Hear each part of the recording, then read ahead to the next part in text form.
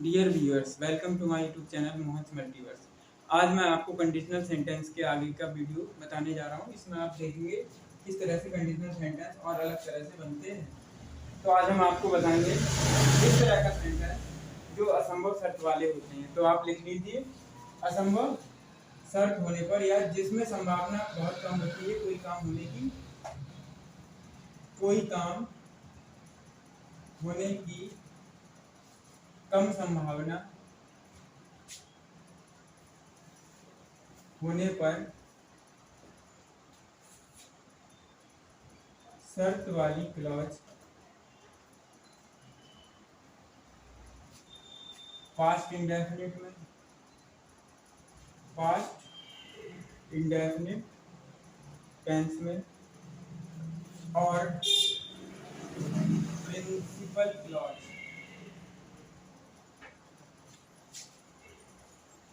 Principal clause should या would लगाकर बनाते हैं। यानी अगर कोई काम होने की संभावना बहुत कम हो रही है, मतलब वो काम हुआ नहीं है लेकिन हमें कम संभावना लग रही है उसकी, तो ऐसे में तो शर्त वाली क्लॉज होती है, उसको हम पास्ट इंडेफिनिट में बना देंगे, पास्ट इंडेफिनिट टेंस में। और जो मुख्य उपवाक्य होगा उसको शुड या वुड लगाकर बना देंगे। इस तरह से हम ये सेंटेंस बना देंगे। और हम इसका एग्जांपल देख लेते हैं, फिर और क्लियर हो जाएगा।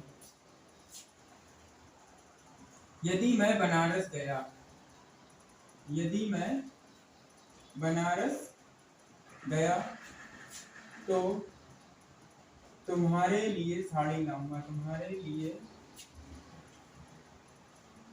इसमें जो शर्त है वो काम हुआ नहीं है, केवल यदि मैं बनारस गया तुम्हारे लिए साड़ी लाऊंगा, ये काम हुआ नहीं, तो एक कल्पना करना, बनारस गया तो साड़ी लाऊंगा, यानी एक तरह की इमेजिनेशन इसमें पाई जा रही है। तो शर्त क्या है? यदि मैं बनारस गया, तो शर्त वाली क्लॉज को बनाते हैं पास्ट इंडेफिनिट टेंस में। और इसमें प्रिंसिपल क्लॉज है, तुम्हारे लिए साड़ी लाऊंगा, तो सब्जेक्ट इसमें भी मैं ही है, यही बनारस जाएगा, यही लेके आएगा, यानी मैं इसमें सब्जेक्ट है, इसमें भी सब्जेक्ट है दूसरी क्लॉज में। तो यदि मैं बनारस गया, if I went to Banaras,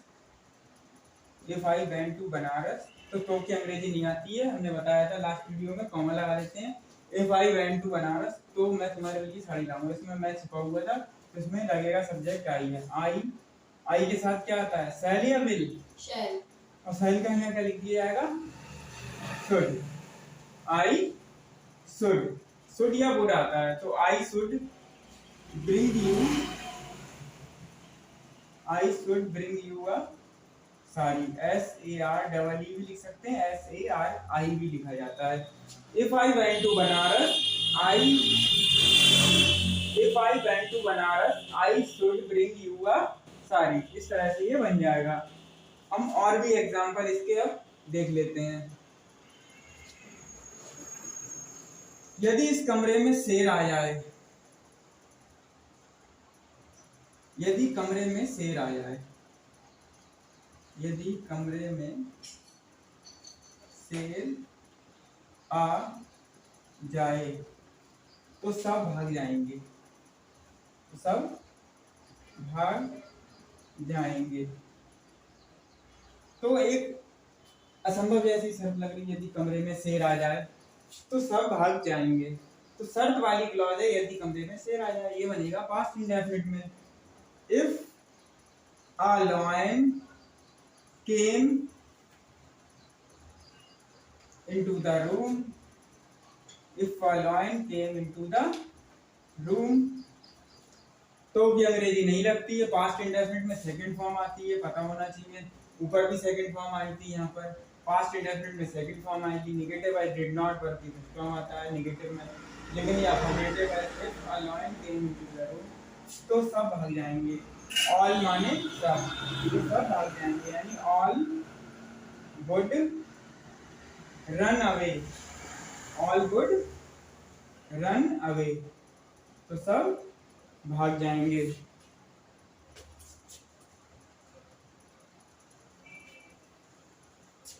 इस तरह से ये सेंटेंस बन गया, if a lion came into the room all would run away.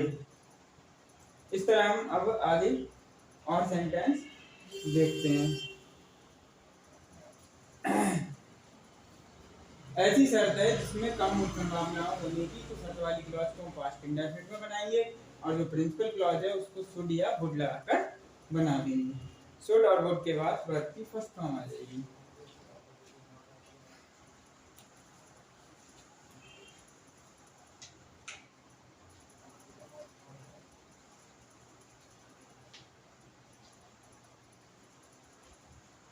और एग्जांपल, पहले हम इसका एक भूल है वो समझ लेते हैं।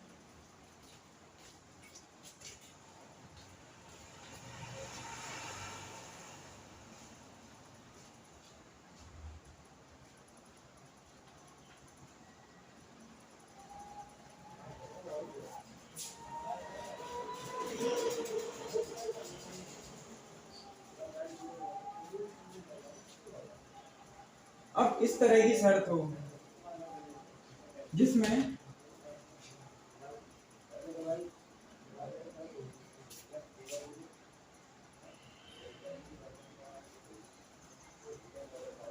नेक्स्ट रूल लिख लेते हैं, यदि असंभव सी शर्त हो, यदि असंभव सी शर्त हो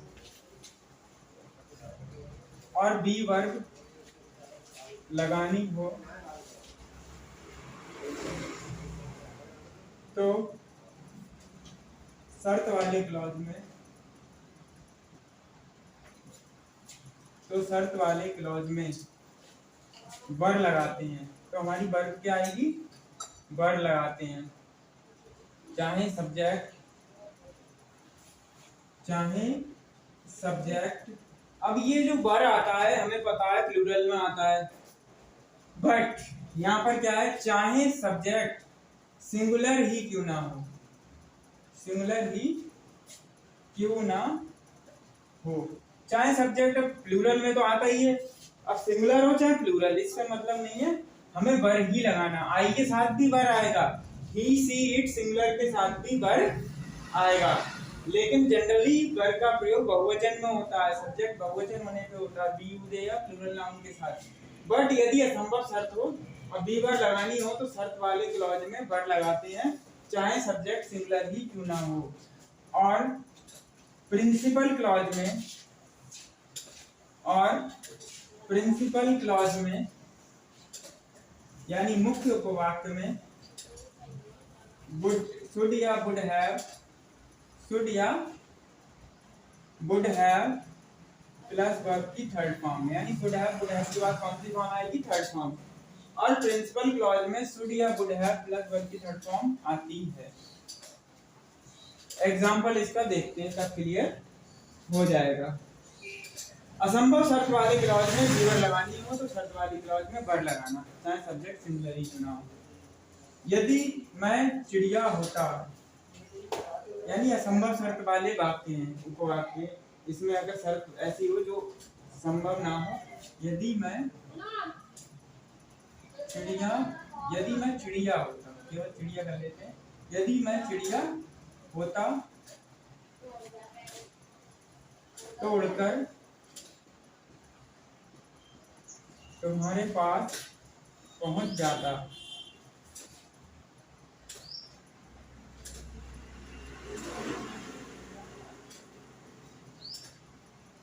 यदि मैं चिड़िया होता तो उड़कर तुम्हारे पास पहुंच जाता। तो इसमें एक असंभव शर्त है, यदि मैं चिड़िया होता, कोई चिड़िया नहीं हो सकता, बस एक असंभव इम्पॉसिबल सी शर्त है।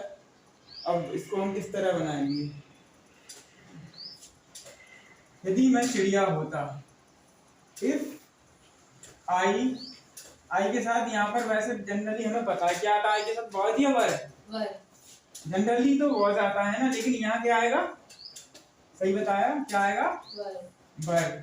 If I were a bird, if I were a bird, असंभव शर्त इसलिए आएगी, ही सिंगुलर होने पर भी वर भी आएगा, प्लूरल में तो आता ही है वर, ठीक सिंगुलर हो ही से तो आई के साथ वर आएगा। If I were a bird, यदि मैं चिड़िया होता तो उड़कर तुम्हारे पास पहुंच जाता, क्या बनता, if I were a bird I would have flown to you. I would have flown to you. would have आ गया। वर्ब की थर्ड फॉर्म क्या होती है? Fly, flu, phloem. Fly first होती है, फ्लू FLEW सेकंड होती है, FLOWN फ्लोन थर्ड होती है। तो हमने बताया है शुड हैव या वुड हैव के बाद कौन सी फॉर्म लगा देना? Third form. If I were a bird I would have flown to you. यानी असंभव शर्त वाले वाक्य में बी वर्ब लगानी हो तो बी वर्ब में हम केवल वर्ड लगाएंगे, भले आई ही सी चाहे प्लूरल हो चाहे सिंगुलर हो। सब्जेक्ट यहाँ पर आई था तो वर्ड आ गया।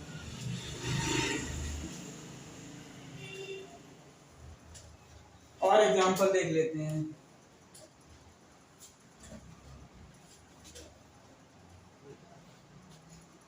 और एग्जांपल इसके समझ लेते हैं।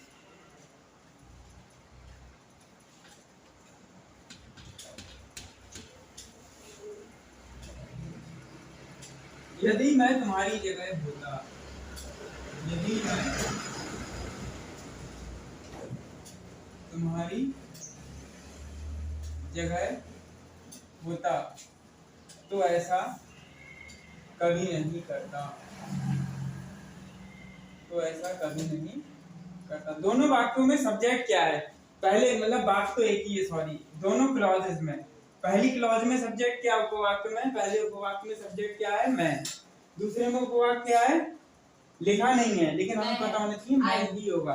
ठीक है। यदि मैं तुम्हारी जगह देंगी, कोई किसी की जगह हो तो सकता नहीं है, केवल एक कल्पना की जा रही है। तो इफ आई वर यू, आई के साथ जनरली वॉज आता है, बट इन कंडीशनल सेंटेंस जब असंभव शर्त होती है तो सिंगुलर होने पर, आई होने पर, चाहे प्लूरल होने पर वर लगाते हैं। इफ आई वर यू यानी मैं तुम्हारी जगह होता, यानी मैं तुम होता नहीं, मैं तुम्हारी जगह होता। तो इफ आई वर यू, तो की अंग्रेजी देन नहीं लगाते हैं, कॉमा लगाते हैं। तो मैं ऐसा कभी नहीं करता, क्योंकि वही होता वही नहीं करता, तो आई होगा। तो आई के साथ क्या आएगा? Should.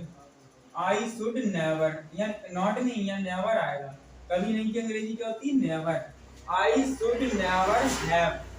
Should have would have बताया था, तो जो नेवर होगा वो बीच में आएगा। कभी भी हेल्पिंग वर्ड दो तीन वर्ड हो तो पहला वर्ड पहले आता है, फिर नॉट या नेवर लगाना हो उसके बाद आता है, बाकी हेल्पिंग वर्ड बाद में आती है। आई शुड नेवर हैव, करने की अंग्रेजी डू होती है, लेकिन कौन सी फॉर्म आएगी? Third form. If I were you I should never have done so. So मतलब ऐसा, तो मैंने ऐसा, तो ऐसा कभी नहीं करता। I would never, I should never have done सो।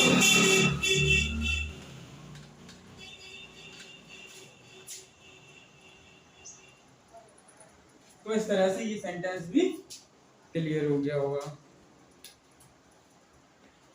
कुछ और इस तरह के सेंटेंस देख लेते हैं।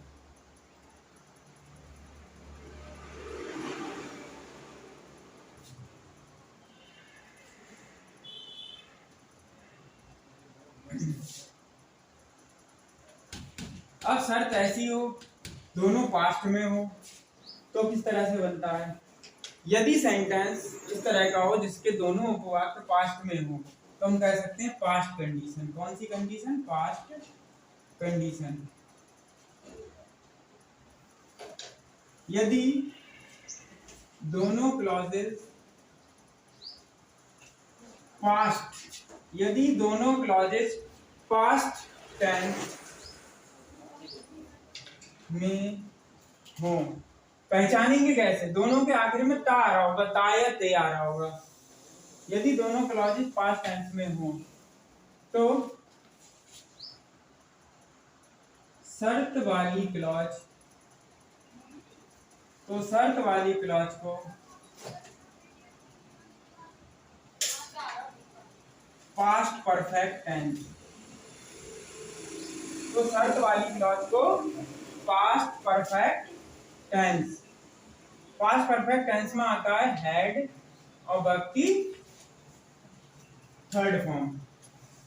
यदि दोनों क्लॉजेस पास्ट टेंस में हो तो शर्त वाली क्लॉज को, कंडीशन वाली क्लॉज को पास्ट परफेक्ट टेंस यानी हैड प्लस वर्ब की थर्ड फॉर्म में बनाते हैं। और प्रिंसिपल क्लॉज को यानी मुख्य उपवाक्य को प्रिंसिपल क्लॉज को शुड या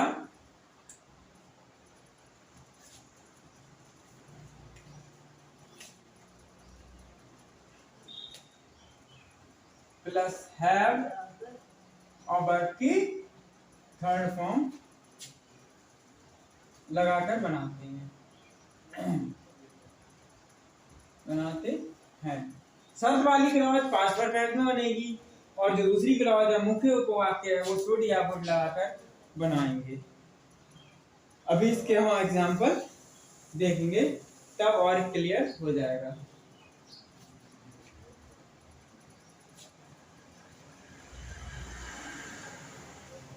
और पहचानेंगे कैसे पास्ट में दोनों के आखिर में ता या ते जैसे शब्द लगे हुए।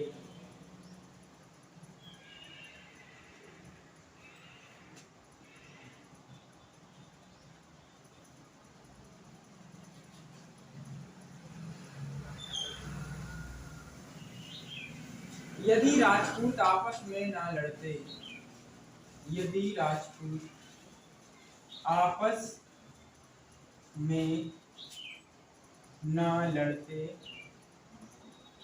तो अपना राज्य नहीं होते।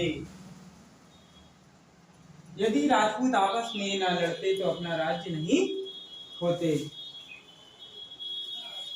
तो यहाँ पर शर्त क्या है? यदि राजपूत आपस में ना लड़ते, ते आ रहा है और यहाँ भी ते आ रहा है, इससे बदल जा रहा पास्ट है, पहले की बात है, ना लड़ते ना होते, यानी यदि राजपूत आपस में ना लड़ते तो अपना राज्य नहीं होते। तो इफ द राजपूत ये किस टेंस में बनेगा? शर्त वाला उपवाक्य पास्ट क्या? पास्ट परफेक्ट टेंस में बनेगा। ठीक है, if the Rajput past perfect की हेल्पिंग वर्ब क्या है? पास्ट परफेक्ट की subject plus had. Very good, क्या आएगा? Had. If the Rajput had not, fight की कौन सी फॉर्म आएगी? Third. If the Rajput had not fought आपस में, among themselves, among themselves मतलब आपस में, तो की अंग्रेजी नहीं आएगी, कॉमा लगा देंगे। If the Rajputs had not fought among themselves, तो अपना राज्य नहीं होते, यानी वे नहीं होते अपना राज्य। तो राजपूत यानी राजपूत एक ही बात नहीं, प्लूरल में आएगा तो यहाँ आएगा they would not have lost their kingdom। Kingdom माने राज्य। If the Rajputs had not fought among themselves, they would not have lost their kingdom। Note down these sentences। एक अपने आप बना के दिखाओ।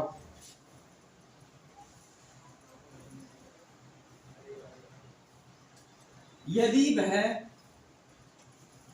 मेहनत करता, यदि वह मेहनत करता तो अनुत्तीर्ण नहीं होता, तो अनुत्तीर्ण नहीं होता।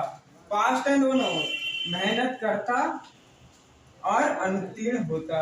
यदि वह मेहनत करता तो अनुत्तीर्ण नहीं होता, यानी पास्ट की बात बताई गई है दोनों, यानी दोनों क्लॉजेस पास्ट में है। तो शर्त वाला बनेगा पास्ट परफेक्ट में। तो शर्त क्या है? यदि वह मेहनत करता, बोलो क्या बनेगा अनन्या?